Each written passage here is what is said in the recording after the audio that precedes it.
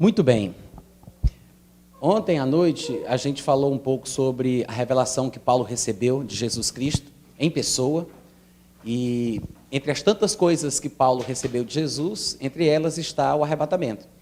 Eu nunca vi ninguém falando desta forma como eu expus para vocês ontem à noite. Então, quando vocês procurarem pela internet algum tipo de texto, artigo, ministração que confirme o que eu falei, é provável que você não vai encontrar.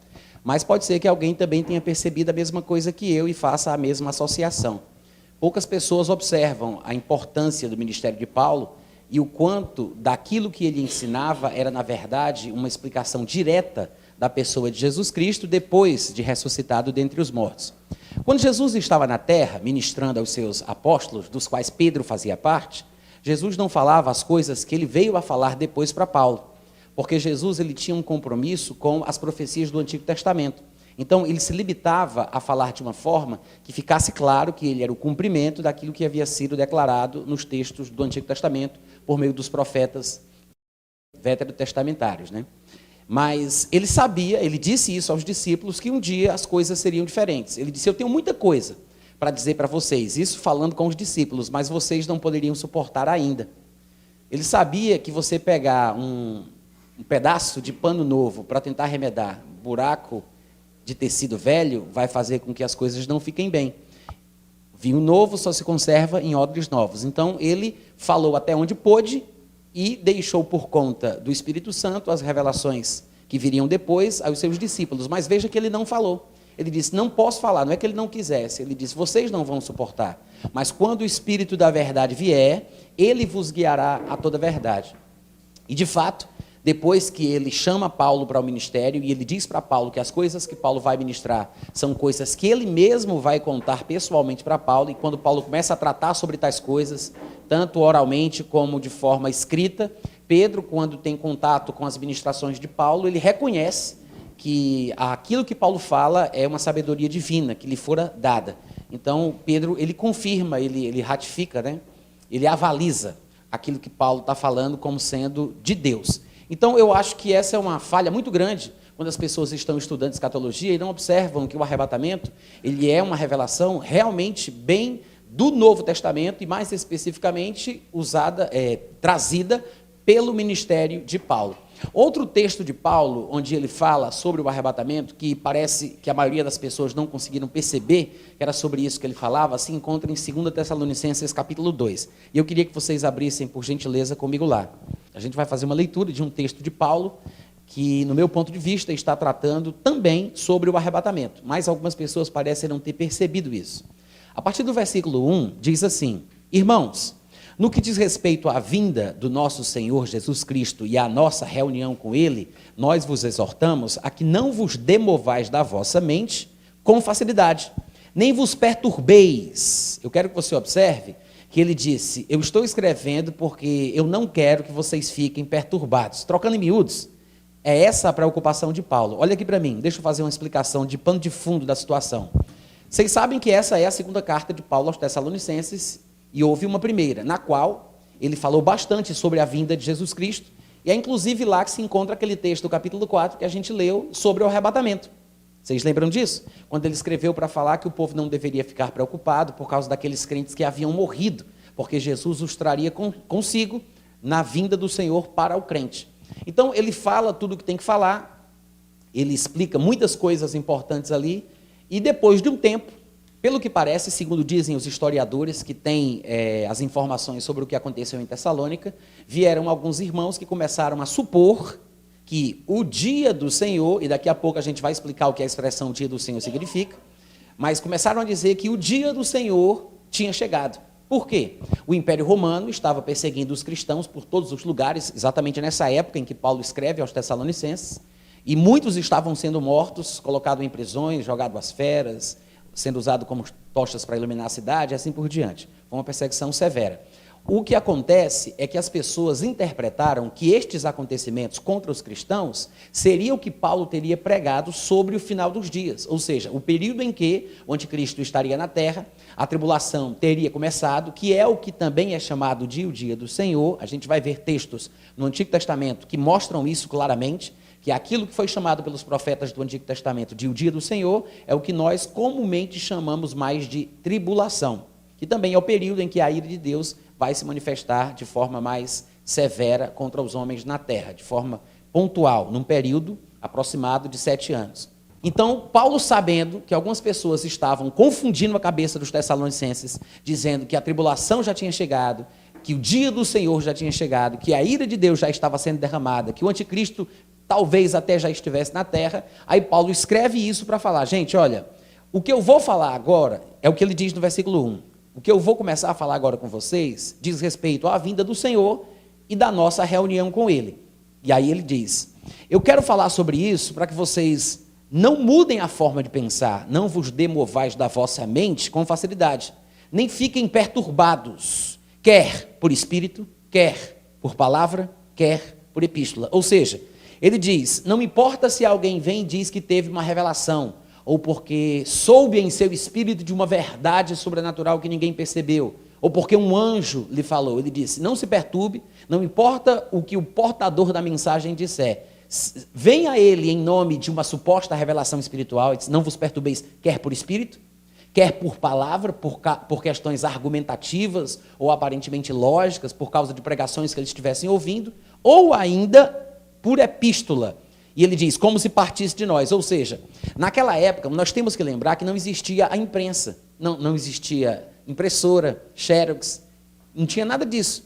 Eles, tudo que escreviam na mão, em materiais praticamente orgânicos, que eram tirados de uma planta chamada papiro, que parecia uma cana-de-açúcar sem os nós, e eles faziam um trabalho artesanal de trançado para criar o suposto papel, né, que seria o papel, mas na verdade era uma folha não de papel, mas de papiro, e aí eles colocavam entre duas pedras, colocavam em cima de uma pedra, outra pedra em cima, aquela planta trançada em formato artesanal soltava um suco, um leite, e aí ele embebia todo aquele trançado. Depois de um tempo aquilo ressecava, eles tiravam aquele papel de entre as pedras, lixavam o acabamento, e aí se transformava na folha de papiro.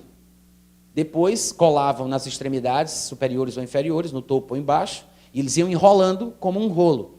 Até que, na época do cristianismo, como as pessoas começaram a amar as escrituras e queriam transportá-las para todos os lugares, um cristão teve a ideia de, em vez de colar em cima ou embaixo, colar dos lados. Que aí, em vez de ficar no acesso serial, foi o primeiro acesso digital da história, né? Porque passava as páginas assim, em vez de ficar rolando até encontrar o ponto. Mas o que acontece é que naquela época, então, as pessoas pegavam as cópias, os textos, vamos supor, Paulo escreveu um texto, 1 Tessalonicenses, ele escreveu aquela carta e ele manda para um lugar, o povo fazia cópia das cartas para não perderem o conteúdo, porque aquele material era muito, como é que eu posso dizer, perecível, ele se desgastava muito facilmente. E depois de um tempo parecia bolacha creme crack envelhecida, pegava e o bicho se desfazia, esfacelava todo. Então eles preservavam por meio de cópias, então eles tinham o cuidado de preservar em algum lugar que pudesse conservar, um ambiente que pudesse conservar, mas sempre estavam fazendo cópias, e assim mais cópias da cópia, e cópia da cópia, cópia da cópia, até o período em que a imprensa foi criada, que foi no ano de 1453 ou é 1546, sei lá, eu sempre me esqueço. Mas depois de praticamente 1.500 anos. Então, durante todo esse período, os textos da época em que não existia a imprensa, não somente os textos do Novo Testamento, como também os escritos seculares, a Ilíada, a Odisseia, os textos de Sócrates, Platão, Aristóteles, todos eles foram escritos à mão e preservados com cópias através do manuscrito, do meio da tecnologia manuscrita. Então, quando se fala de manuscritos, nós não estamos falando do texto original em si, né? Por quê? Porque o manuscrito de Paulo, que tecnicamente é chamado de autógrafo, porque foi escrito pelo próprio punho do Paulo, esse texto original ele já desapareceu. Mas as cópias das cópias das cópias, ao longo dos anos, elas foram preservadas. Só que nesse processo de replicar o conteúdo da carta original para preservar a sua mensagem, vocês têm que entender que era tudo na mão, e às vezes nem sempre eles entendiam as palavras, às vezes faziam pequenas correções, usavam palavras sinônimas, e assim as coisas foram sendo alteradas acidentalmente, às vezes intencionalmente, com a desculpa de preservar a doutrina, para que não gerasse confusão com aquela palavra, porque surgiam ideias novas. E dentro dessa cultura, diferentemente da nossa, totalmente diferente da nossa, naquela época nem existia o conceito de direitos autorais como nós temos hoje, né? Não existia o Instituto Nacional de Propriedade Intelectual, mas o que acontece é que as pessoas escreviam em nome de Paulo. Hoje em dia acontece isso. Uma vez um rapaz pegou um texto meu e publicou numa revista, ipsis litteris, né, como diz o outro, tintim por tintim daquilo que eu tinha escrito, e no final ele colocou o nome dele. Quase que eu dizia agora sem querer, misericórdia. Ele colocou lá o nome dele, e um amigo meu, que era da cidade dele, veio me mostrar. Ou seja, as pessoas, elas gostam de fazer esse tipo de usurpação. Então, para tentar respaldar a pregação deles, a interpretação deles sobre o que acontecia naquela época, por causa dessa perseguição do Império Romano, o que é que eles fizeram? Escreveram cartas e assinavam com o nome de Paulo. É por isso que, em algumas ocasiões, Paulo ele tem que dizer, veja que é assim que eu assino, de próprio punho. Então, ele fala sobre isso, porque isso era costume naquela época. Você vê, por exemplo, que João, quando escreve o livro de Apocalipse, conhecedor da cultura da época, do povo alterar o texto, às vezes até usurpar, em nome daquela pessoa escrever coisa que ela nunca disse, João, quando ele termina de escrever o livro de Apocalipse, ele joga uma praga em quem ousar mudar o texto que ele escreveu. Vocês lembram disso? Ele diz, quem alterar qualquer palavra dessa profecia está amaldiçoado. Então, por quê? Porque era comum que as pessoas fizessem esse tipo de alteração. Então, Paulo fala dizendo, mesmo que vocês tenham lido uma epístola supostamente enviada em nosso nome, que é isso que ele diz aqui, ele fala, não vos perturbeis. Ou seja, não importa se é por espírito, se é por palavra, se é por epístola, como se partisse de nós, supondo tais pessoas, por espírito, por palavra ou por epístola, que tenha chegado o dia do Senhor. E aí, esse é um dos pontos que as pessoas não entendem. Quando Paulo diz, supondo tenha chegado o dia do Senhor, ele está falando sobre uma expressão bastante comum para o povo que conhece o Antigo Testamento. Eu sei que algumas versões da nossa Bíblia, em português, em vez de dizer o dia do Senhor, diz o dia de Cristo. Por que o dia de Cristo e por que o dia do Senhor? São as variantes textuais que surgiram ao longo das cópias, das cópias, das cópias. É por isso que um manuscrito do século I traz a palavra Cristo, o manuscrito do século II traz a palavra Senhor, e assim surgiram as variantes textuais, que são essas mudanças. Ou seja, manuscritos gregos tinham uma palavra e outros tinham outra. Por via de regra, o dia do Senhor, essa expressão, ela é muito usada no Antigo Testamento para se referir a um período de trevas, de juízo, de castigo, de punição. Obviamente que é o período da tribulação, mas logo em seguida, a tribulação daqueles dias, Jesus se manifestará dos céus e todo Israel será salvo. Então, um pouco depois da punição, virá a salvação. Mas, então tem uma ligação da salvação com o dia do Senhor, mas não antes do período de sofrimento, de castigo e de punição. Agora, para que a gente entenda que é disso que Paulo está falando, para que a gente entenda o que significa o dia do Senhor, a gente tem que dar uma lida em alguns textos do Antigo Testamento que mostram exatamente isso. E eu queria abrir com vocês algumas passagens do Antigo Testamento onde a expressão dia do Senhor aparece.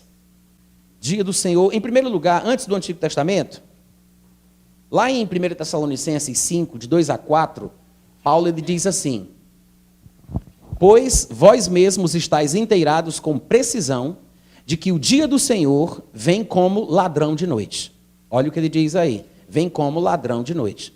Quando andarem, dizendo, veja a conjugação verbal, quando eles andarem, dizendo, paz e segurança, eis que lhes, não nos, nem vos, mas lhes, sobrevirá a repentina destruição. Está claro que Paulo não está falando da igreja. Paulo não está falando que a igreja vai ser surpreendida por este dia como um ladrão na noite. Ele está falando sobre o povo que anda na noite. Nós não somos da noite, nós somos da luz, nós somos do dia. Amém? Então ele diz, lhes, não nos, nem vos, mas lhes sobrevirá a destruição, como vem as dores de parto aqui, estar para dar a luz, e de nenhum modo eles, está implícito aí, eles de nenhum modo escaparão, mas vós, irmãos, agora sim, mas vós, irmãos, não estáis em trevas, para que esse dia, como ladrão, vos apanhe de surpresa. Eita, que alegria, glória a Deus. Tem um delay aqui, né? Eu já percebi isso. Então, veja que ele diz, esse dia não vai nos apanhar como um ladrão. Nós não seremos surpreendidos como uma pessoa é surpreendida por um ladrão. primeiro, nós temos condição de perceber a proximidade do dia de Cristo, e o dia do Senhor, para o crente, não é uma coisa ruim, não traz destruição. É por isso que quando ele fala da parte da destruição, na figura do ladrão, ele diz lhes, né? Não nos, mas lhes. Eles vão pensar que agora tem paz, por causa de alguma questão que vai acontecer no mundo, provavelmente relacionada à manifestação do anticristo e dos seus conchavos políticos. Mas nós temos paz em Cristo. Eles vão pensar que agora tem paz por causa destes acontecimentos. Quando eles andarem dizendo que agora tem paz e segurança, lhes sobrevirá repentina destruição e eles de nenhum modo escaparão. Então, a vinda do Senhor, o dia do Senhor, como ladrão, não é para o cristão. Essa parte ruim, esse aspecto negativo do que é chamado dia, o dia do Senhor, não é para quem é cristão. Amém, gente? Então, vamos conferir algumas passagens do Antigo Testamento que mostram isso claramente. O primeiro texto que eu quero que vocês abram comigo, por gentileza, é Joel, capítulo 1. Joel, capítulo 1, versículo 15. Ah, que dia! Porque o dia do Senhor está perto e vem como assolação do Todo-Poderoso. Para quem está com dificuldade de encontrar, é um pouquinho depois de Gênesis, mas é ainda antes de Apocalipse, viu? Vou ler de novo, hein, gente? Presta atenção, ó. Ah, que dia! Porque o dia do Senhor está perto e vem como, olha só isso, vem como assolação por parte do Todo-Poderoso. Assolação da parte do Todo-Poderoso. O dia do Senhor, então, é o que, gente? Assolação da parte do Todo-Poderoso. É sério ou não é? Está só começando. Vamos para frente. Capítulo 2, ainda em Joel. Olha só, versículo 1. Joel 2:1. Tocai a trombeta em Sião e dai voz de rebate no meu santo monte. Perturbem-se todos os moradores da terra. Por quê? Porque o dia do Senhor vem. Já está próximo. Veja o que ele diz. Perturbem-se todos os moradores da terra, porque o dia do Senhor vem, e já está próximo. E no versículo 2 ele fala, é um dia de escuridade, é um dia de densas trevas, dia de nuvens, dia de negridão. Versículo 11 ele diz, o Senhor levanta a voz diante do seu exército, porque muitíssimo grande é o seu arraial, porque é poderoso quem executa as suas ordens. Sim, grande é o dia do Senhor e muito terrível. O dia do Senhor é grande e muito terrível. Versículo 31, ainda dentro do mesmo contexto, ele diz, o sol se converterá em trevas, a lua em sangue, antes que venha o grande e terrível dia do Senhor. E no versículo 32, ele diz, acontecerá que todo aquele que invocar o nome do Senhor será salvo, porque no monte Sião e em Jerusalém estarão os que forem salvos, como o Senhor prometeu, e entre os sobreviventes aqueles que o Senhor chamar. Ele está falando sobre acontecimentos relacionados ao desenrolar do dia do Senhor. Mas outros textos, ainda no Antigo Testamento, que eu quero ler com vocês, se encontram em Amós, capítulo 5, versículo 18 a 20. Amós, capítulo 5, do versículo 18 ao 20. Olha aí. Ai de vós que desejais o dia do Senhor. Olha o que ele está dizendo. Ai de vós que desejais o quê? Versículo 18. Amós 5, 18. Ai de vós que desejais o dia do Senhor. Por que desejais vós o dia do Senhor? Olha a pergunta do profeta. Por quê? Me diga aí, por que vocês estão querendo esse negócio do dia do Senhor? Vocês sabem o que é o dia do Senhor? Aí ele fala, é dia de trevas, não é dia de luz. Aí ele vai explicar assim, através de comparações, do versículo 19, aí ele fala, ó, é como se um homem estivesse fugindo assim, de diante do leão, e se encontrasse com o urso. Ou como se ele entrando dentro de casa, fosse descansar encostando a mão na parede, e aí fosse mordido por uma cobra. É muita criatividade, né, gente? Para ele querer dizer o sentimento de insegurança que se terá no dia do Senhor. Ele quer mostrar que o dia do Senhor não é o que as pessoas às vezes pensam. Isso no período do Antigo Testamento. Todos os profetas que falaram sobre esse futuro dia de ira ou de juízo divino, que usaram a expressão dia do Senhor, mostraram claramente que é predominantemente um dia de trevas, é um dia de calamidade, é um dia de angústia, é um dia de sofrimento, de desespero total. Então aqui o profeta, mais uma vez, outro profeta, né, está falando o que é o dia do Senhor. E ele continua, no versículo 20, não será, pois, tendo dito isso, não será, pois, o dia do Senhor trevas e não luz? Não será completa escuridão e nenhuma claridade? É por isso que ele pergunta, para que vocês querem o dia do Senhor, gente? Pelo amor de Deus, me diga aí. E em Zacarias, capítulo 12, versículo 1. Versículo 1 diz assim, ó, sentença pronunciada pelo Senhor contra Israel. Fala o Senhor, o que estendeu o céu, fundou a terra e formou o espírito do homem dentro dele.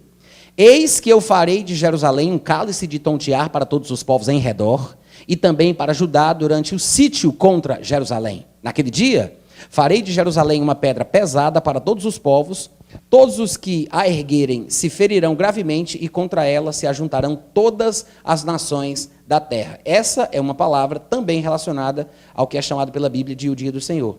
Isso aqui foi Zacarias 12, de 1 a 3, mas veja que no versículo 9 em diante, ele vai falar um pouco mais. Aí ele diz, naquele dia, que é o dia do Senhor, procurarei destruir todas as nações que vierem contra Jerusalém, e sobre a casa de Davi e sobre os habitantes de Jerusalém, derramarei o espírito da graça e de súplicas. Olharão para aquele a quem traspassaram, que no caso aqui é Jesus, que já teria sido traspassado na primeira vinda, porque ele se refere aqui à segunda vinda, que é depois da tribulação, que é o dia do Senhor, quando os povos virão contra Jerusalém e também lá serão punidos. Ele diz, olharão para aquele a quem o traspassaram, pranteá-lo-ão como quem pranteia por um unigênito, e chorarão por ele como se chora amargamente pelo primogênito. Naquele dia será grande o pranto em Jerusalém. Um pouco mais para frente, no capítulo 14, ainda de Zacarias, veja que é o mesmo livro, ele está falando sobre o mesmo contexto. Quando chega no versículo 1 do capítulo 14, ele diz, eis que vem o dia do Senhor, em que os teus despojos se repartirão no meio de ti, falando ainda sobre o que acontecerá com Jerusalém, como a gente acabou de ler no capítulo 12. Aí no versículo 2 ele continua, porque eu ajuntarei todas as nações para a peleja contra Jerusalém. Veja que foi o que a gente leu. Ele está falando com outras palavras o que vai acontecer no que ele chama aqui no versículo 1 de o dia do Senhor. Aqueles textos de Zacarias 12 também se referem ao mesmo dia do Senhor. E continuando ele diz, a cidade... Versículo 2 ainda, a cidade será tomada, as casas serão saqueadas, as mulheres forçadas, metade da cidade sairá para o cativeiro, mas o restante do povo não será expulso da cidade. Então sairá o Senhor e pelejará contra estas nações. Isso é no final do período da tribulação, no final desse período de juízo, que é quando Jesus Cristo vier, que é justamente o Senhor que pelejará contra estas nações, que serão enviadas por Deus para a punição de Israel pela sua obstinação e rebeldia. No versículo 4, ele diz, naquele dia estarão os seus pés sobre o monte das oliveiras, os pés de Jesus Cristo, porque será quando ele virá, no final da tribulação. Tá bom? Os seus pés estarão sobre o monte das oliveiras, que está de frente de Jerusalém, para o oriente. O monte das oliveiras será fendido pelo meio, para o oriente e para o ocidente, e haverá um vale muito grande. Metade do monte se apartará para o norte e outra metade para o sul. Essa mudança topográfica não aconteceu ainda. Em nenhum momento na cidade de Jerusalém aconteceu isso com o monte das oliveiras, porque isso aqui só vai acontecer no dia da vinda de Cristo, que, segundo lemos, vai acontecer no finalzinho do que é chamado de o dia do Senhor. Tá? Voltando para outros textos do Antigo Testamento que eu disse que queria ler com vocês, a gente leu Amós, mas eu quero mostrar também Isaías. Isaías capítulo 13. Isaías capítulo 13, no versículo 9. Diz assim, eis que vem o dia do Senhor, dia cruel. Olha o que diz o versículo 9 de Isaías 13. Eis que vem o dia do Senhor. Dia o quê, gente? Cruel, com ira e ardente furor, para converter a terra em assolação e dela destruir os pecadores. Para a gente dar uma olhadinha no contexto, vamos observar o que diz aí, por exemplo, do versículo 6 até o versículo 13. 6 a 13. Olha o que ele fala. Uivai, pois, está perto o dia do Senhor. Vem do Todo-Poderoso como assolação. Pelo que todos os braços se tornarão frouxos, e o coração de todos os homens se derreterá, igual a manteiga. Assombrar-se-ão e apoderar-se-ão deles dores e ais, e terão contorções como a mulher parturiente. Ou seja, parece que vão ficar em posição fetal, de tanto pavor que vão sentir pelo que vai acontecer. Diz que olharão atônitos uns para os outros, como quem diz, o que está acontecendo? O seu rosto se tornará rosto flamejante, sabe? Vermelho, aquela coisa que demonstra que a emoção está à flor da pele. Eis, diz o versículo 9, como a gente já leu, que vem o dia do Senhor, dia cruel, com ira, ardente furor, para converter a terra em assolação e dela destruir os pecadores. Veja que é um dia de punição pela rebeldia praticada. Por isso que ele diz que é a destruição dos pecadores.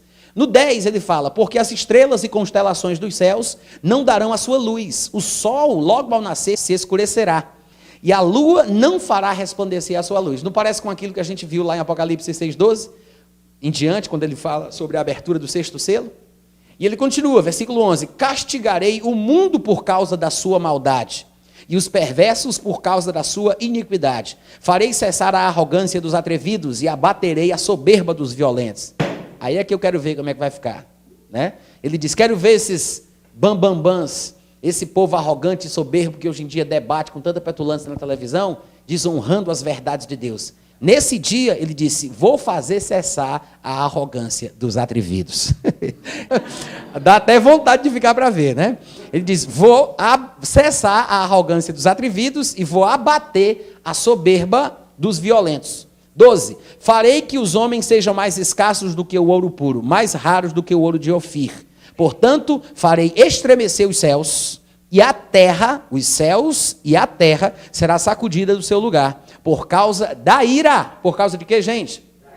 Da ira do Senhor dos Exércitos e por causa do dia do seu ardente furor. Isso aqui, gente, é uma descrição vívida do que era conhecido pelo povo judeu como o dia do Senhor.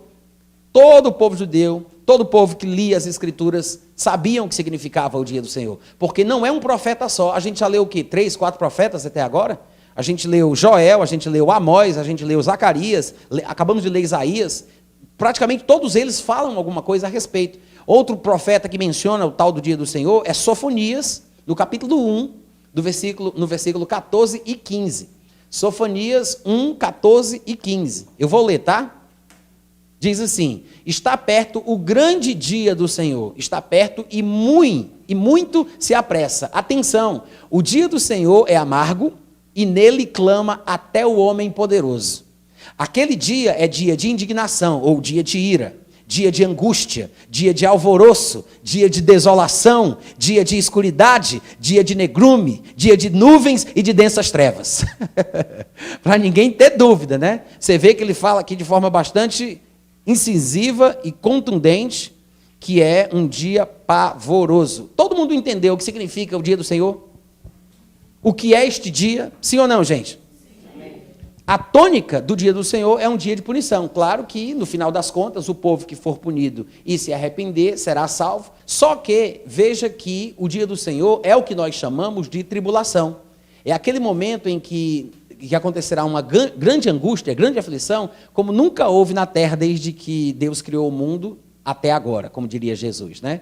Esse é o dia do Senhor. Quando Paulo escreve, voltando agora para 2 Tessalonicenses, capítulo 2, quando Paulo escreve isso aos Tessalonicenses, ele está falando exatamente do que a gente acabou de ler. É o que significa a expressão o dia do Senhor.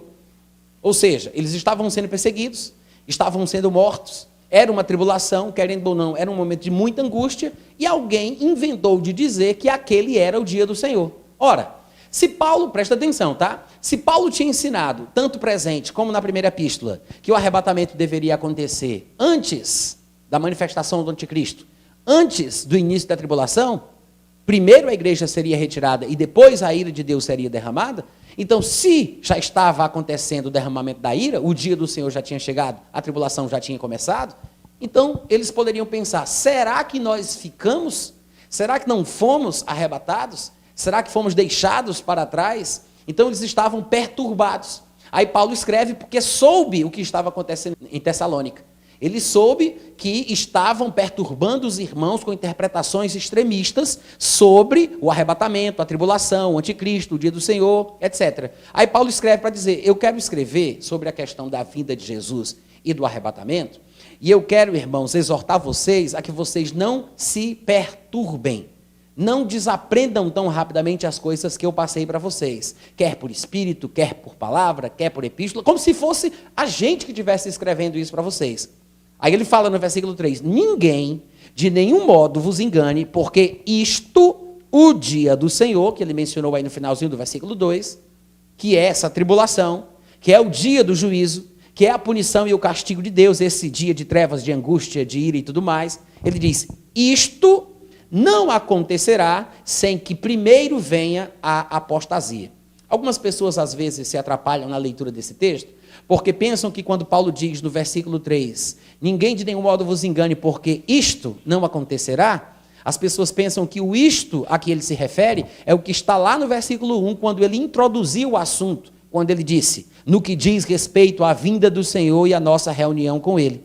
Aí as pessoas pensam que Paulo está dizendo, isto, a nossa reunião com ele, isto, o arrebatamento, ou isto, a vinda do Senhor para o crente. Mas não é isso que Paulo está dizendo. O versículo 1 é a introdução do assunto, ele faz a prévia e depois ele começa a descrever e a desenrolar o assunto, a esmiuçar em detalhes. Quando no versículo 3 ele diz, ninguém de nenhum modo vos engane, porque isto não acontecerá, ele se refere ao que está próximo ao que ele acabou de dizer. Ou seja, o isto se refere ao dia do Senhor e não ao que está no versículo 1. No versículo 2, no finalzinho, ele fala que alguns estavam sugerindo que tinha chegado o dia do Senhor, que é o dia de trevas, de ira, de punição, de castigo, que nós também chamamos de grande tribulação. Então Paulo diz logo em seguida, isto não acontecerá sem que primeiro venha a apostasia. O que as pessoas não entenderam é que quando Paulo diz aqui, não acontecerá a tribulação, o dia do Senhor, o derramamento da ira, sem que primeiro venha a apostasia, é que a palavra apostasia, usada no seu sentido original, não se refere ao que significa hoje no idioma português a palavra apostasia. E esse é o problema. As pessoas leem esse texto usando a palavra apostasia que está aqui, como se fosse o mesmo sentido que Paulo deu a ela quando a usou. Mas, irmãos, a palavra apostasia nem faz parte do idioma do nosso português.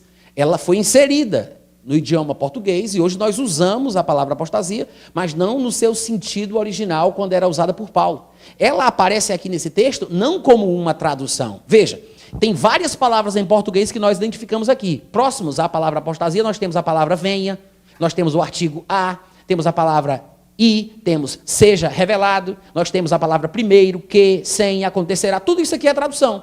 Mas no original grego tem uma palavra correspondente para essa palavra que foi traduzida. Por que que quando chegou na palavra apostasia, que é a palavra grega literal do texto, eles não traduziram também? Porque há uma diferença entre tradução e transliteração. Quantos estão entendendo o que eu estou falando? Ou seja, as Bíblias que nós temos em português não traduziram a palavra apostasia, essas Bíblias mais modernas. Eu vou mostrar para vocês que existem algumas versões que foram feitas no início das traduções do grego para os outros idiomas, que fizeram a tradução correta da palavra, depois ela começou a ser interpretada, e outras Bíblias hoje nem sequer interpretam mais, apenas transliteram. É possível interpretar, transliterar ou traduzir. A palavra apostasia é uma palavra grega, transliterada. O que é a transliteração? As pessoas pegam as letras, os fonemas da palavra original e procuram a letra ou fonema semelhante na língua para a qual se pretende fazer a transliteração. Por exemplo, a palavra apostasia, ela é formada por gregas, que são alfa, pi, ômicron, sigma, tau, alfa, sigma, iota e alfa. A, que seriam os nossos. A, P, O, S, T, A, S, I, A. Cada letrinha do nosso português corresponde a uma letra do alfabeto grego, que constitui a palavra apostasia. Mas isso não é tradução, isso é transliteração. É como a palavra apóstolo. A palavra apóstolo é uma transliteração, ela não é uma tradução. Se eu perguntasse para vocês, que eu tenho certeza que vocês sabem disso, o que é a palavra apóstolo? O que significa, traduzindo, apóstolo, a palavra grega apóstolo, para o português, o que significa? Muito obrigado pela participação. Apóstolo significa uma pessoa comissionada a fazer uma determinada obra, é uma pessoa enviada. O apóstolo é um enviado. A palavra anjo, por exemplo, que é uma transliteração do grego para o português. O que significa anjo? Mensageiro. Então, nós temos palavras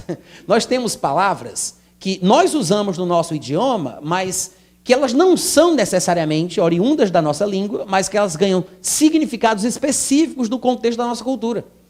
É o que aconteceu com a palavra apostasia, que para nós significa o quê? Rebeldia, rebelião, significa heresia ou blasfêmia, é uma forma de revolta, se afastar de Deus, frieza espiritual. É assim que no português se interpreta a palavra apostasia, é ou não é? Só que isso é como a palavra apostasia é usada em nossa língua. Mas as palavras, elas vão ganhando sentido, porque a língua, enquanto ela é uma língua viva, ela vai modificando o sentido das palavras. A não ser depois que a língua morre, não se fala mais, então as pessoas não vão mais alterando em seu dia a dia. Mas para você ver como isso acontece, tem um exemplo bem interessante. Nós temos no português uma palavra que também é de origem grega, que é autópsia. Quantos aqui sabem o que significa autópsia? Não é nada da Bíblia não, gente. Vocês podem falar à vontade. O que é autópsia?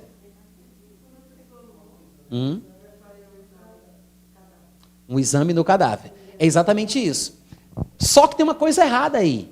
Porque a palavra grega autópsia não poderia ser o que ela realmente significa. Porque ópsi significa exame e auto é em você mesmo. Que é por isso que nós usamos a palavra automóvel, porque ele se move por si mesmo. A autópsia seria autoexame ou examinar-se a si mesmo. Se você colocar num dicionário autópsia, a primeira definição vai ser examinar-se a si mesmo, autoexame. Mas, porque no uso em português, nós começamos a dar um sentido indevido para a palavra autópsia, aí no dicionário eles se sentiram forçados a ter que colocar exame em cadáver, que na verdade não é autópsia, é necrópsia. Essa é a palavra correta. Porque necro é morto e ópsi é exame do morto, mas não é um autoexame, a não ser que ele esteja vivo. Né? Mas, então, ou seja, para você ver como esse negócio de idioma, de filologia, né? de língua, é um negócio interessante. E como muda, né? Como a coisa é complicada e tem nuances que às vezes a gente perde. A palavra apostasia, ela tem uma destas complicações relacionadas à questão da como é o nome disso, gente? Como é o nome? Linguística. Relacionada à linguística, né? Tem um desses probleminhas. O que é que acontece? Quando Paulo usa a palavra apostasia no seu texto original, gente, não como se encontra na nossa Bíblia, porque eles não traduziram a palavra. A gente vai traduzir, daqui a pouco eu vou dizer o significado de apostasia. Mas, no seu sentido original, Paulo está dizendo exatamente o seguinte: ninguém de nenhum modo vos engane, porque o dia do Senhor, que é a tribulação, aquele dia de trevas, de ira e de angústia que a gente viu sendo citado pelos profetas do Antigo Testamento, isto não acontecerá sem que primeiro venha a apostasia. O que significa apostasia? Existe um dicionário de grego para inglês, escrito por dois homens que são chamados de Liddell e Scott, e nesse léxico grego, do grego para o inglês, eles escreveram o seguinte: a definição da palavra apostasia pode apresentar 4 possíveis significados de acordo com o contexto em que ela aparece. Pode significar deserção ou revolta, especialmente no sentido espiritual. Pode significar rebelião contra Deus, dependendo do contexto. Pode significar partida, saída, afastamento. Pode significar desaparecimento. Pode significar distinção ou distância. Ou seja, a primeira definição é deserção, revolta, rebeldia. A segunda, partida, saída, afastamento, desaparecimento. A terceira, distinção. E a quarta, distância. Todo mundo entendeu? Isso aqui é um léxico do grego para o inglês. E eu, claro, trazi para o português para a gente poder tirar proveito. Mas o que é interessante é que é exatamente esse o sentido que a palavra apostasia era usada na época de Paulo. E Paulo, não somente Paulo, mas os escritores do Novo Testamento usam a palavra apostasia dessa forma em todos os lugares. Só que algumas pessoas, por não terem entendimento do assunto, perceberam que a palavra em sua forma nominal, que é o substantivo, ela aparece apenas em 2 lugares. Aqui, em 2 Tessalonicenses, capítulo 2, versículo 3, e em Atos, capítulo 21, versículo 21. Eu estou falando do texto grego. Eu vou ler Atos 21, 21, e vocês vão ver que a palavra apostasia nem sequer foi traduzida como substantivo para o português. Ela é traduzida como verbo. Em Atos 21, 21, na minha versão, diz assim: foram informados a teu respeito, Paulo, que tu ensinas todos os judeus entre os gentios a apostatarem de Moisés, dizendo-lhes que não devem circuncidar os filhos, nem andar segundo o costume da lei. Ou seja, Paulo estaria supostamente dizendo aos judeus que vivem entre os gentios a se afastar de Moisés. É por isso que ele fala sobre apostatar de Moisés. Aqui, no original grego, a palavra que aparece é um substantivo, que é a palavra apostasia. Mas para provar para vocês que não há diferença entre as classes de palavras, e elas podem ser usadas como substantivo ou como verbo, As classes de palavras são substantivo, adjetivo, verbo, advérbio e assim por diante. A palavra amor é um substantivo, a palavra amar é um verbo. Mas todo mundo entende, dependendo do uso da classe da palavra, eu posso usar um substantivo, o amor, mas posso usar o verbo amar, mas dependendo da frase, todo mundo vai entender o que eu quero dizer, porque amor e amar é essencialmente a mesma coisa, só depende da construção. Quantos estão entendendo a diferença das palavras e, ao mesmo tempo, a semelhança? A diferença técnica é essa, mas a essência, o significado é o mesmo. Então, a palavra apostasia, em sua forma nominal, que é o substantivo, no Novo Testamento grego, só aparece em 2 Tessalonicenses 2,3, que a gente leu, e aqui, Apocalipse 21, 21. Mas para você ver como não há distinção entre essa questão de substantivo e verbo, que o importante é o significado, quando foram traduzir para o português aqui em Atos 21, 21, não usaram um substantivo, usaram um verbo, porque não interessa. O importante é que a mensagem, em seu sentido real, seja transferido. Quantos estão entendendo? Até aqui tudo bem? Então, olha só. A palavra apostasia é a forma nominal, o substantivo da palavra grega. Mas essa palavra grega também aparece em sua forma verbal, que é a palavra apisteme. A palavra apisteme é a forma verbal da mesma palavra apostasia, que significa exatamente a mesma coisa: afastamento, separação, partida. De fato, a palavra apisteme aparece 15 vezes no Novo Testamento.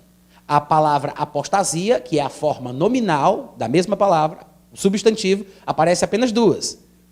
2 Tessalonicenses 2,3, que é o contexto que nós estamos estudando, e Atos 21, 21. Mas a forma verbal aparece 15 vezes. Dessas 15 vezes em que a palavra apostasia aparece em sua forma verbal, das 15, apenas 3 delas têm o significado de afastamento espiritual, ou seja, uma espécie de heresia, uma espécie de esfriamento espiritual, distanciamento das coisas de Deus. Apenas 3. Na grande maioria das vezes, todas as outras vezes em que a palavra apostasia, em sua forma verbal, apisteme, aparece no Novo Testamento grego, todas fazem referência clara a um afastamento físico, a uma partida física, a um distanciamento físico.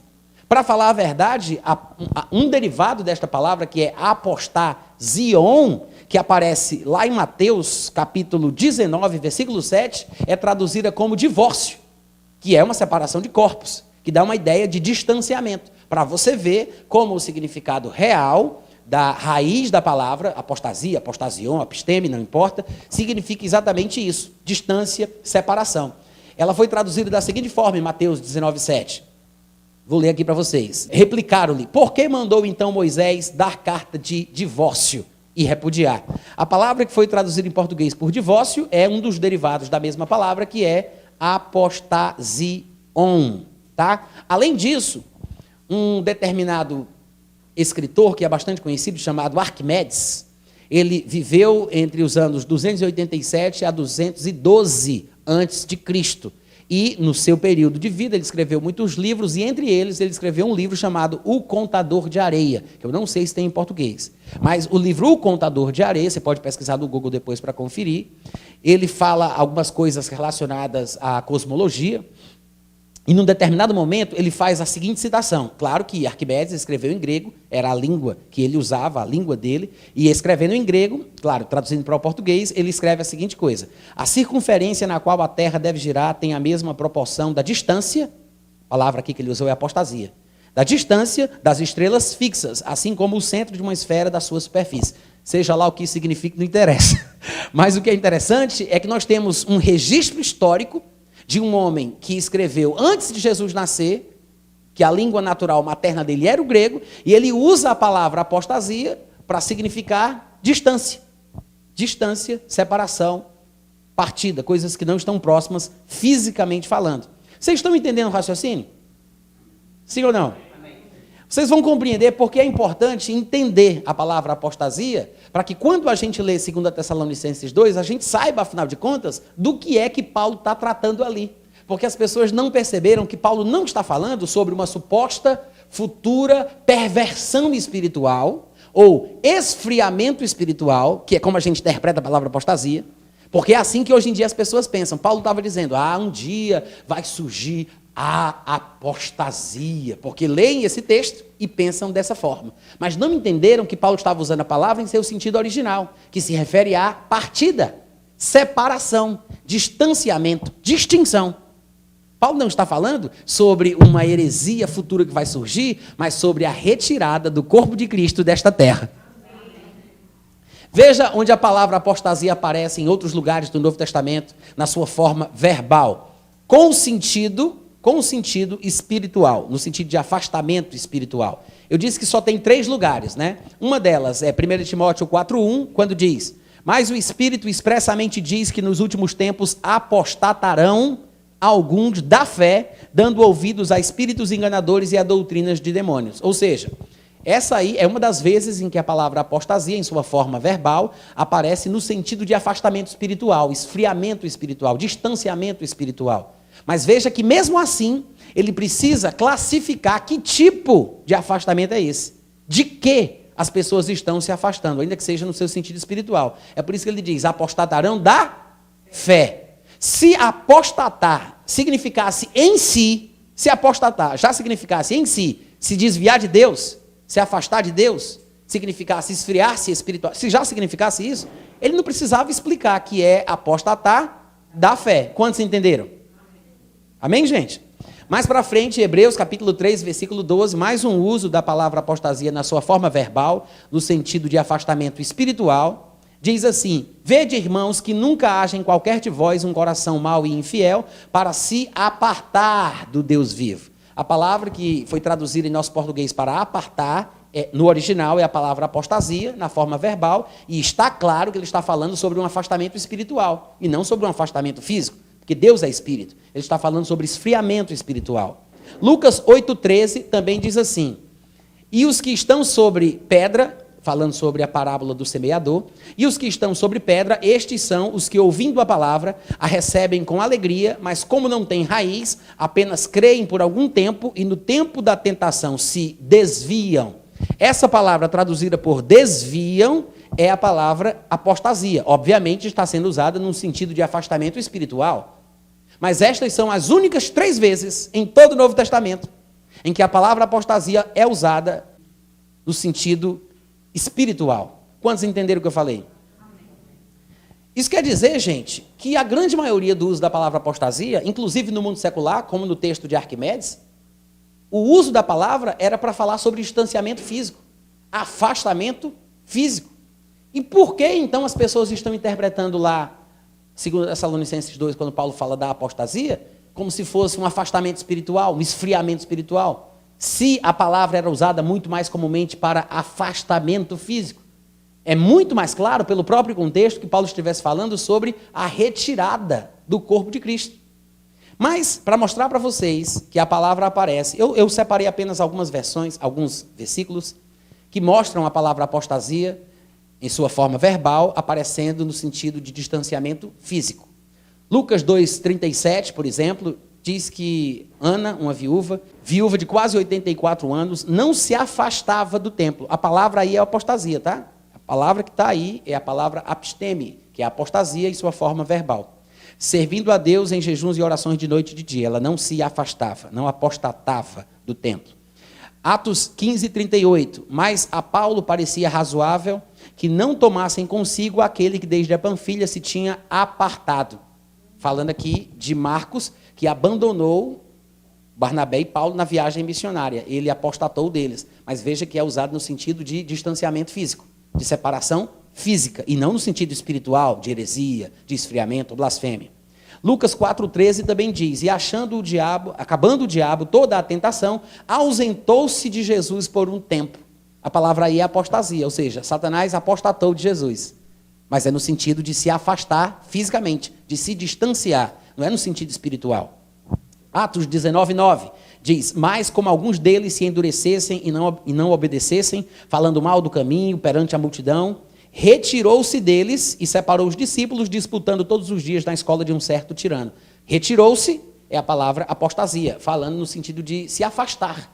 Ele pegou o grupo que queria receber a palavra, do grupo que estava blasfemando, e se afastou, apostatou deles. E, finalmente, mais um versículo que eu separei, 2 Coríntios 12:8 diz, acerca do qual, isso é Paulo fazendo aquela oração sobre o mensageiro de Satanás que foi enviado para bater nele, ele disse, acerca do qual 3 vezes orei ao Senhor para que se desviasse de mim, para que ele fosse levado para longe, se afastasse, apostatasse. Claro que não é no sentido espiritual, de cometer uma rebeldia, uma rebelião, ou um esfriamento espiritual e assim por diante. Vocês percebem, gente, que o uso da palavra apostasia, na sua grande maioria, é sempre no sentido de afastamento físico? Vocês perceberam isso? Por todos os argumentos que nós apresentamos até aqui. Além disso, e eu quero só concluir o pensamento, depois eu vou dar um intervalo, tá? Aguenta só mais um pouquinho. Mas, além disso, nós temos as traduções antigas, as primeiras versões que foram feitas do grego para os outros idiomas. Claro que eu vou citar o idioma inglês, que é uma fonte riquíssima de pesquisa, graças a Deus que não está em russo, mas inglês a gente pode pelo menos ter alguma noção, né? Porque a gente aprende inglês aqui no Brasil desde criancinha. Mas algumas traduções traduziram, segundo Tessalonicenses 2:3, como partida e como retirada. Foi somente depois que surgiu a versão do Rei Tiago, que é a King James, que foi traduzida ou produzida em 1611, que as futuras editoras passaram a imitar a linha de interpretação dessa versão King James, que bagunçou o sentido real da palavra. E em vez de traduzir, como estava sendo feito até então, como partida ou como retirada, dando a ideia de afastamento físico, começou a traduzir como heresia, como uma espécie de rebelião, dando a ideia de um afastamento espiritual. Mas, se você quiser procurar, quem tem aplicativo, quem tem dispositivo Android, seja celular ou tablet, e se você tiver a Bíblia MySword, que tem 40 versões em português, nessa Bíblia Android, só tem para Android, não tem para aquele outro celular, iPhone, mas é verdade, só tem para Android. Se você for procurar na Bíblia MySword e procurar algumas dessas versões, você vai encontrar, inclusive em português, algumas dessas versões que eu vou citar, com a palavra apostasia traduzida corretamente aqui em 2 Tessalonicenses 2:3. Mas as versões são as seguintes. A Bíblia Wycliffe, de 1384, traduziu a palavra em 2 Tessalonicenses 2:3 como partida, como retirada. A Bíblia Tyndale, de 1526, a Bíblia Coverdale, de 1535, a Bíblia Cranmer, de 1539, a Bíblia Bridges, de 1576, a Bíblia Beza, de 1583, e a Bíblia de Genebra, que inclusive a gente tem em português, mas a Bíblia da edição do ano de 1608, tá? Lembra disso, quando você conferir na sua Bíblia de Genebra, que é uma Bíblia calvinista, diga-se de passagem, não vai iludido. Mas o que a gente tem que entender aqui é o seguinte: as primeiras traduções, as primeiras versões que foram feitas do grego para os outros idiomas, no caso aqui o inglês, a gente tem a tradução correta. Quando foi em 1611 que o Rei Tiago mandou produzir a versão que leva o nome dele, né, a King James, a versão do Rei Tiago, aí bagunçou porque em vez deles traduzirem, eles interpretaram a palavra apostasia, achando que o sentido era espiritual, quando na verdade era realmente físico, de partida ou de retirada. Até porque, se a gente for conferir corretamente o que acontece aqui, veja que Paulo diz, ninguém de nenhum modo vos engane, porque o dia do Senhor, o dia de ira, de trevas, de punição e de castigo, não acontecerá sem que primeiro venha a apostasia. No grego tem o artigo definido a, não apenas no português, para tentar esclarecer a tradução. No grego tem o artigo definido a apostasia. Paulo não estava falando sobre apostasia em um sentido genérico, mas ele se referia a uma retirada específica, sobre uma partida a respeito da qual ele já deveria ter falado e que o povo identificaria quando ele dissesse a partida, a retirada. E Paulo já tinha pregado sobre a retirada do povo de Deus da terra por ocasião do arrebatamento. Amém? Ele já tinha dito isso aos Tessalonicenses. Essa é a segunda carta. Nós vimos ele falar em 1 Tessalonicenses 4, e aqui ele está falando de uma coisa que os Tessalonicenses sabem o que ele quer dizer. Então ele diz, antes do dia do Senhor, antes da tribulação, antes do derramamento da ira, é necessário que haja a retirada, a partida, a separação. Aí sim, depois que o corpo de Cristo for retirado, aí será revelado o homem da iniquidade, o filho da perdição. Agora dá para entender por que o filho da perdição, que é o anticristo, não pode se manifestar antes Porque enquanto a igreja estiver presente, enquanto nós estivermos na terra e o Espírito Santo atuando através da igreja, o mistério da iniquidade, que é o poder sobrenatural do mal, que há de manifestar o anticristo, ele fica interditado pela nossa influência e pelo poder de Deus através de nós. Amém, gente? É por isso que ele diz, antes do dia do Senhor, que é o período da tribulação, quando o homem da iniquidade vai se manifestar, antes disso tem que haver uma retirada, tem que haver a partida. E se você for observar o contexto, para a gente poder concluir, você vai ver que é exatamente sobre isso que ele vai falando no resto do texto. Eu acabei de ler o versículo 3, né? Ninguém de nenhum modo vos engane, porque não acontecerá o dia do Senhor, a tribulação, o derramamento da ira, o dia de trevas, sem que primeiro venha a partida, a retirada, e aí sim seja revelado o homem da iniquidade, o filho da perdição, que é o anticristo, o qual, versículo 4, se opõe e se levanta contra tudo que se chama Deus ou é objeto de culto, a ponto de assentar-se no santuário de Deus, ostentando-se como se fosse o próprio Deus. Não vos recordais de que eu ainda com vocês falava sobre tudo isso? Ou seja, Paulo está fazendo referência a coisas que ele já tinha dito antes, como eu tinha sugerido para vocês. E aí ele continua no versículo 5, versículo 6, e agora sabeis o que o detém. Por que e agora sabeis o que o detém? Porque ele acabou de falar que antes da manifestação do homem da iniquidade, antes da manifestação do filho da perdição, tem que haver a partida. Então, agora sabeis o que o detém. Ou seja, tem uma coisa que detém ele de se manifestar. Amém, gente? E agora sabeis o que o detém, para que ele seja revelado somente em ocasião própria. E no versículo 7 ele fala, de fato, com efeito, o mistério da iniquidade. Veja que uma coisa é o mistério da iniquidade, outra coisa é o homem da iniquidade. O homem da iniquidade, que é mencionado lá no versículo 3, é o anticristo, que se manifestará ou se revelará no futuro, e o mistério da iniquidade, que é mencionado no versículo 7, diz respeito ao mundo espiritual do mal, as forças de Satanás, que atuam para a sua futura manifestação. Então, no versículo 7 ele fala, de fato, com efeito, o mistério da iniquidade, não é o homem da iniquidade, tá? O mistério da iniquidade já opera e aguarda somente que seja afastado, tá? Afastado aquele que agora o detém. O que é que detém o mistério da iniquidade? O corpo de Cristo, o Espírito Santo. Muita gente se pergunta, mas Natan, será que ele está falando sobre o Espírito Santo ser retirado da terra aí? E os mais inocentes, mais ingênuos, que não têm um conhecimento mais profundo das Escrituras, chegam a pensar, como é que as pessoas vão ser salvas se o Espírito Santo for retirado da terra? Porque, afinal de contas, não é o Espírito Santo que foi enviado por Jesus para convencer o mundo do pecado, da justiça e do juízo, não é por meio dele que as pessoas se convertem? Gente, as pessoas eram salvas no período da antiga aliança e as pessoas serão salvas no período da tribulação.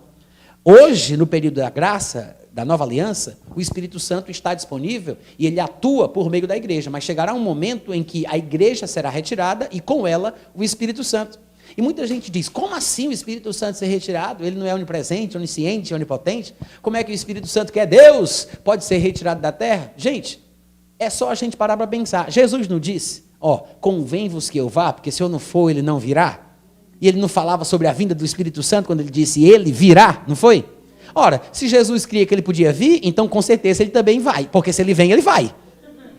Não é? Se ele pode vir, então ele pode ir. É só usar um pouco de lógica, é só usar os textos da Bíblia. O que acontece é que o sentido ele já estava aqui na terra. Claro que o Espírito Santo sempre esteve, já atuou, mas da forma que ele se encontra hoje, através da igreja, não.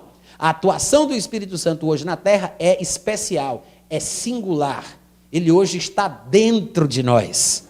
Ele atua por meio da igreja. Isso vai ter um fim. Quando a igreja for retirada da terra, essa atuação do Espírito Santo também vai cessar. Então, nós estamos falando da retirada tanto do Espírito, na sua atuação presente, não da pessoa do Espírito, porque ele continuará agindo na terra, inclusive através das duas testemunhas, que estarão aqui poderosamente agindo debaixo da unção, como os profetas do Antigo Testamento, e muitas outras coisas o Espírito Santo fará, mas não será um tempo igual ao que nós temos hoje. E as pessoas não receberão o Espírito Santo como nós recebemos, dessa forma profunda, com a evidência bíblica de falar em outras línguas, e não fluirão da forma que nós fluímos nos dons do Espírito. Será um momento totalmente diferente. Quantos entendem?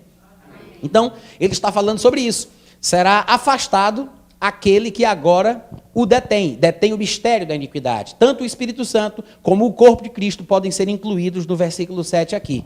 Então, quando isso acontecer, quando for afastado aquele que detém o mistério da iniquidade, aí sim será de fato revelado o iníquo, que é o anticristo, a quem o Senhor Jesus matará com o sopro de sua boca e o destruirá pela manifestação de sua vinda. Amém, gente?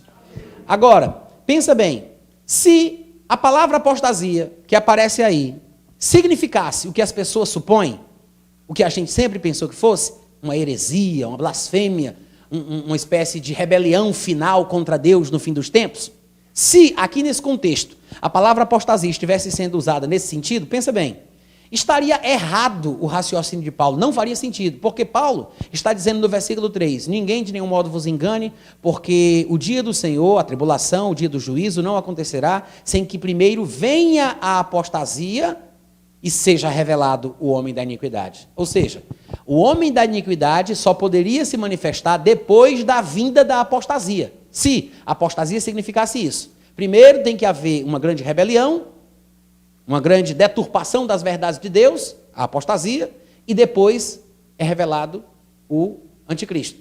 Se fosse isso, Paulo não deveria ter dito depois o seguinte, versículo 7, o mistério da iniquidade já opera e aguarda somente que seja afastado aquele que agora o detém. Ou seja, se a apostasia é uma coisa que só iria acontecer no tempo do fim, uma grande rebeldia, ele não deveria dizer que o mistério da iniquidade está aguardando que seja afastado. Ele deveria dizer que está aguardando que chegue a apostasia. Porque se a apostasia não fosse afastamento, ele não poderia dizer que o mistério da iniquidade está aguardando o afastamento daquele que agora o detém, mas estaria aguardando a chegada da apostasia que favorecerá a manifestação do anticristo. Ele não estaria esperando o afastamento, mas estaria esperando a chegada da rebelião, a chegada da heresia, a chegada da última e grande blasfêmia, a chegada da apostasia e não a retirada de algo que está presente que tem que sair. Ele não está falando de uma coisa ausente que tem que chegar, ele está falando de algo que está presente que tem que ser afastado. Amém, gente? Mas algumas pessoas, por causa da palavra ginomai, que é a palavra grega que foi traduzida aqui no versículo 7 por afastado, algumas pessoas ainda dizem assim, mas Natan, segundo Tessalonicenses 2,7, quando aparece aí a palavra seja afastado, que é a palavra ginomai, eu acho que isso aí também foi mal traduzido. Você já conferiu no grego que a palavra ginomai significa chegar, aparecer, se manifestar e não ser afastado? E pelo que eu conferi, de fato, dependendo do contexto e da forma que a palavra está sendo construída, com que palavras ela é associada na frase, ela pode significar isso. Mas eu separei algumas traduções para o português, onde a palavra ginomai aparece, para mostrar que o significado não é só surgimento, aparecimento ou manifestação, como parece que também pode significar outras coisas, dependendo do contexto onde ela aparece. Em Lucas 24, 31, por exemplo, a palavra ginomai é traduzida por desaparecimento. Veja, então se lhes abriram os olhos e o reconheceram, mas Jesus, ginomai, desapareceu da presença deles, se tornou ausente. Em João 13:2, a palavra ginomai é traduzida por durante, dependendo da versão também é traduzida por terminado ou por chegado. Na minha versão diz durante a ceia, outras versões dizem terminada a ceia, outras dizem chegada a ceia, ou seja, é a mesma palavra ginomai, sendo traduzida de formas diferentes. Chegada a ceia, durante a ceia, terminada a ceia, tendo já o diabo posto no coração de Judas Iscariotes, filho de Simão, que traísse a Jesus, e assim vai. Em Hebreus 4:3 está escrito, está traduzido ginomai por estar concluído. Nós, porém, que cremos, entramos no descanso, conforme Deus tem dito. Assim jurei na minha ira, não entrarão no meu descanso, embora certamente as obras estivessem concluídas, ginomai, desde a fundação do mundo. E, finalmente, Atos 24:25 é traduzida por amedrontado. Diz assim, dissertando ele acerca da justiça, do domínio próprio e do juízo vindouro, ficou Félix amedrontado. E disse, Por agora podes retirar-te, e quando eu te ver vagar, chamar-te-ei.